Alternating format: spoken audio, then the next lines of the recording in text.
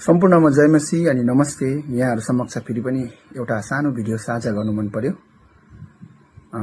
जुन भिडियोमा चाहिँ म मुक्ति भन्ने कुरालाई सरल रूपमा बुझाउन गइरहेको छु। तपाईँ र हामीलाई विदित भएको कुरा हो। मुक्ति भन्ने कुरा चाहिँ के हो भन्दा चाहिँ कुनै कुराबाट आजाद हुनु, कुनै जकडेको कुराबाट उन्मुक्त हुनु हो।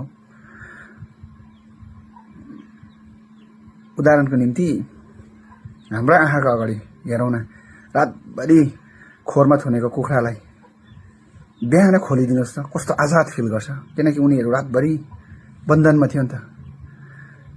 एक हप्ता साङ्लीमा बाँधेको कुकुरलाई हेर्नुहोस् त, साङ्लीबाट छोडिँदा ऊ कतिको खुसी हुन्छ भन्ने कुरा।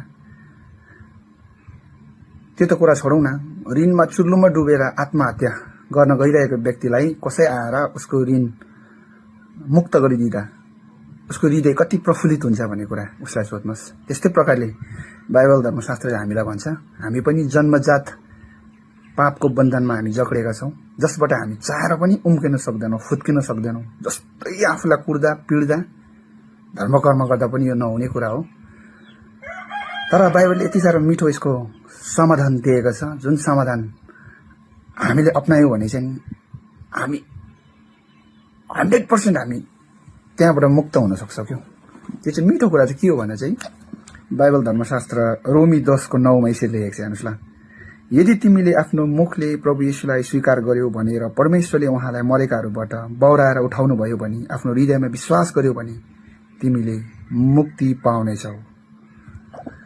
हामीले हाम्रो मुखले प्रभु येशू ख्रीष्टलाई स्वीकार गर्यौं र उहाँ चाहिँ हाम्रो निम्ति स्वर्ग छोडेर यस धरतीमा आउनु भएको, हाम्रो पापको निम्ति मर्नु भएको र मरेर 3 दिन बाद फेरि पनि उहाँ पुनरुत्थान हुनुभयो, मृत्युमाथि विजय हुनुभयो भनेर हामीले विश्वास गर्यौं भने चाहिँ साच्चै नै हामीले मुक्ति पाउने रहेछौँ। आज बाइबलमा यति साह्रो मिठो कुरा जसमा हामीले केही गर्नु परेन। हामी पनि एउटा पापको बन्धनमा बाँधिएको कारण हामीलाई पनि पापबाट मुक्त हुने एउटा व्यक्ति चाहिन्छ नि त, जो चाहिँ येशू ख्रीष्ट हुनुहुन्छ। र बाइबलमा यस्तो धेरै पदहरू छ, जस्तै यशाया 1:18 भयो, पहिलो यूहन्ना 1:9, मिका 7:19 मा हेर्नुभयो भने त्यहाँ हामीलाई जिउँदो आश्वासन दिएका छन्। प्रभु येशू ख्रीष्ट मात्रै हाम्रो पापबाट उन्मुक्त गर्नुहुने हाम्रो उद्धारक हुनुहुन्छ। यसमा कुनै जबरजस्तीको कुरा छैन। यो चाहिँ हामीलाई प्रभु येशू ख्रीष्टले जाऊ संसारमा गएर सुसमाचार सुनाऊ भन्नुभएको एउटा आज्ञा पालन गरेको मात्र हो। यसमा कुनै